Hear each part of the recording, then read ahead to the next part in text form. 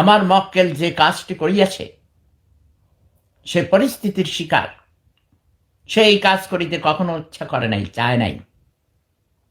সে তো ১.৫ বছর আগে এই কাম করে নাই, এখন কেন করিল?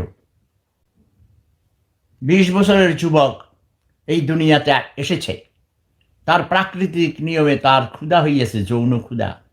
যৌন ক্ষুধা নিবারণ করিবার কোনো বিকল্প পথ এখানে নাই।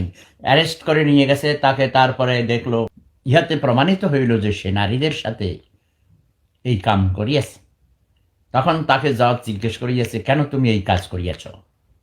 সে বলিল, দেখেন হুজুর, মহামান্য আদালত, আমি গরিব মানুষ, আমার আয় রুজি নাই, আমার ইচ্ছা করেছে আমি কোনো নারীর সাথে এই কাম করি, কিন্তু সুযোগ পাই নাই।